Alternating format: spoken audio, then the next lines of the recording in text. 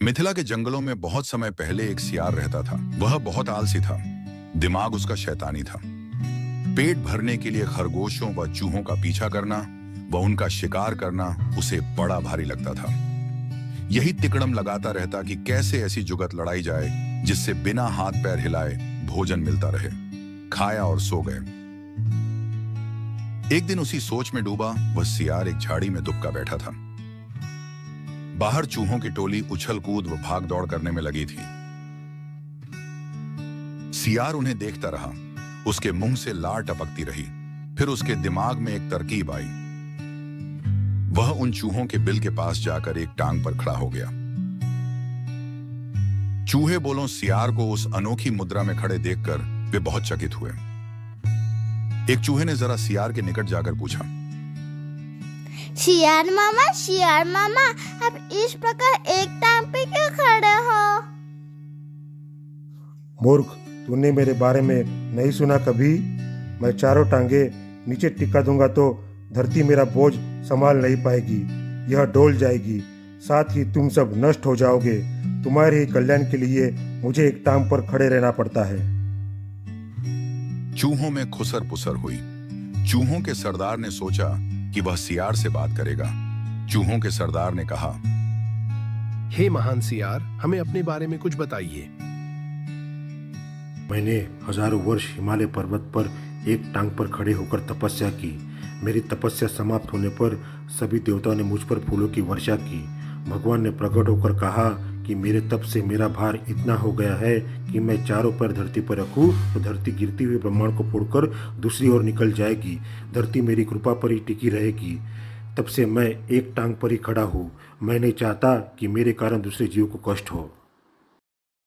सारे चूहे सियार की बात सुनकर प्रभावित हो गए और सारे चूहों का समूह महातपस्वी सियार के सामने हाथ जोड़कर खड़ा हो गया। एक चूहे ने पूछा, तपस्वी मामा, आपने अपना मुंह सूरज की ओर क्यों रखा है? सूर्य की पूजा के लिए। दूसरे चूहे ने कहा, और आपका मुंह क्यों खुला है? हवा खाने के लिए। मैं केवल हवा खाकर जिंदा रहता हूँ। मुझे खाना खाने की जरूरत नहीं पड़ती। मेरे तप का बल हवा को ही पेट में भांति भांति के पकवानों में बदल देता है। उसकी इस बात को सुनकर चूहों पर जबरदस्त प्रभाव पड़ा। अब सियार की ओर से उनका सारा भय जाता रहा। वे उसके और निकट आ गए। अपनी बात का असर चूहों पर होता देख मक्कार सियार दिल ही दिल में खूब हंसा। अब चूहे महातपस्वी सियार के भक्त बन गए। सियार एक टांग पर खड़ा रहता और चूहे उसके चारों ओर बैठकर ढोलक, मजीरे, खड़ताल और चिमटे लेकर उसके भजन गाते।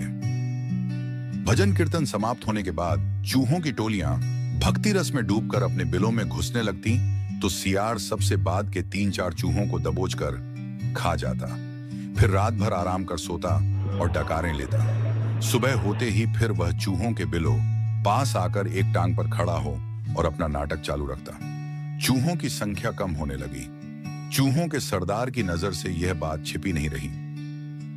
एक दिन सरदार ने सियार से पूछ ही लिया, हे महात्मा सियार, मेरी टोली के चूहे मुझे कम होते नजर आ रहे हैं। ऐसा क्यों हो रहा है? हे चतुर्मुशक, यह तो होना ही था। जो सच्चे मन से मेरी भक्ति करेगा वह सशरीर बैकुंठ को जाएगा। बहुत से चूहे भक्ति का फल पा रहे हैं। चूहों के सरदार ने देखा कि सियार मोटा हो गया है। कहीं उसका पेट ही तो वह बैकुंठ लोक नहीं है जहां चूहे जा रहे हैं। चूहों के सरदार ने बाकी बचे चूहों को चेताया और स्वयं उसने दूसरे दिन सबसे बाद में बिल में घुसने का निश्चय किया। भजन समाप्त होने के बाद चूहे बिलों में घुसे। सियार ने सबसे अंत के चूहे को दबोचना चाहा। चूहों का सरदार पहले ही चौकन्ना था। वह दांव मारकर सियार का पंजा बचा गया। असलियत का पता चलते ही वह उछलकर सियार की गर्दन पर चढ़ गया और उसने बाकी चूहों को हमला करने के लिए कहा। साथ ही उसने अपने दांत सियार की गर्दन में गड़ा दिए। बाकी चूहे भी सियार पर झपटे और सबने कुछ ही देर में महात्मा सियार को कंकाल सियार बना दिया। केवल उसकी हड्डियों का पिंजर बचा रह गया। यह कहानी से हमें सीख मिलती है कि ढोंग कुछ ही दिन चलता है, फिर ढोंगी को अपनी करनी का फल मिलता ही है। मेरे चैनल को लाइक, शेयर, सब्सक्राइब करना मत भूलना।